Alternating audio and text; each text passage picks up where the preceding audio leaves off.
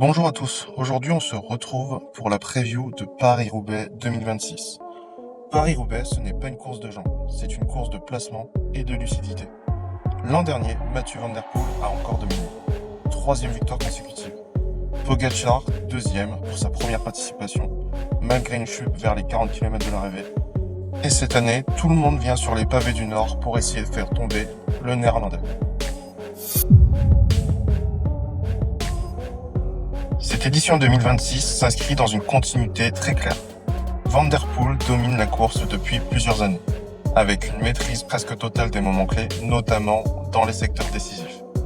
L'an dernier, il a su faire la différence sans subir, en évitant les pièges mécaniques et en restant toujours placé. Derrière, Tadej Pogačar a montré qu'il pouvait exister, malgré une chute, ce qui change la perception de sa capacité sur ce terrain. L'enjeu est simple. Est-ce que quelqu'un peut faire dérailler ce scénario parfaitement maîtrisé?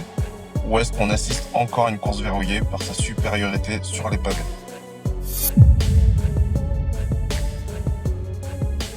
Voyons dès à présent les favoris de la course. Donc clairement, il n'y a pas à dire, Mathieu Van Der Poel, on le met en 5 étoiles. Triple vainqueur récent, jamais pris à défaut dans les secteurs clés. Il gère parfaitement l'effort et surtout le placement.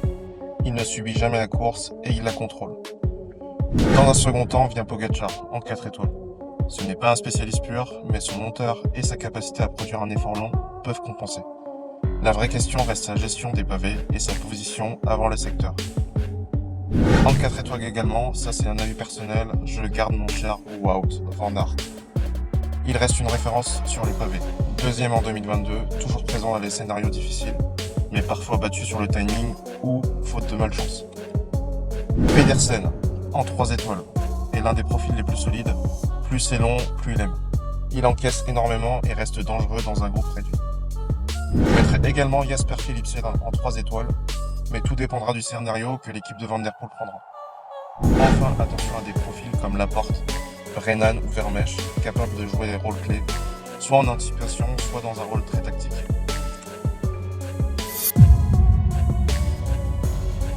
Où la course va se décider? Dans les secteurs clés. Secteurs clés comme le fait de t'abonner si tu veux d'autres prévus dans ce genre. La course commence bien en avant à Rambert. Les premiers secteurs comme Trois-Villes ou Kievi servent déjà à placer les leaders et à créer une première sélection. L'approche d'Arenberg est souvent plus importante que le secteur lui-même. C'est une lutte de position permanente pour entrer dans les 10 premières places. Ceux qui sont mal placés sortent du jeu. Ensuite, la course bascule dans une phase du jeu, avec des secteurs comme Mont-Saint-Pével, également 5 étoiles, où les écarts se creusent. Puis les secteurs intermédiaires, 4 étoiles, finissent de fatiguer les organismes. Enfin, le carrefour de l'arbre, encore 5 étoiles, reste le juge de paix. C'est ici que les attaques décisives sont portées.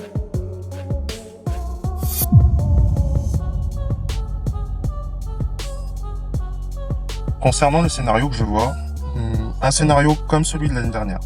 Une course maîtrisée par l'équipe de Mathieu, toujours bien placé, qui évite les incidents et fait la différence dans les secteurs clés, avant de s'isoler. Deuxième scénario possible, une course plus ouverte, où Pogačar tente de durcir très tôt dans la course et dans chaque secteur pavé très compliqué. S'il veut se donner une chance de battre Mathieu Van Der Poel, il y aura de 1 avoir un facteur chance et de 2 durcir vraiment la course de bout en bout. Troisième scénario, un peu plus tactique, où EAE utilise un scénario où Vermeersch est utile, en attaquant de loin, en utilisant ses coéquipiers pour faire travailler les Alpecin. N'hésite pas toi à me dire quel scénario tu vois, et on en discutera dans les commentaires. Et bien entendu, l'arrivée mythique dans le vélodrome de Roubaix. Il n'y a plus de stratégie. Après plus de 250 km, la victoire se joue sur les derniers efforts et la lucidité. Souvent ces dernières années, le vainqueur arrivait seul, mais pourquoi pas cette année, un duo de rêve composé de Tadej et Mathieu.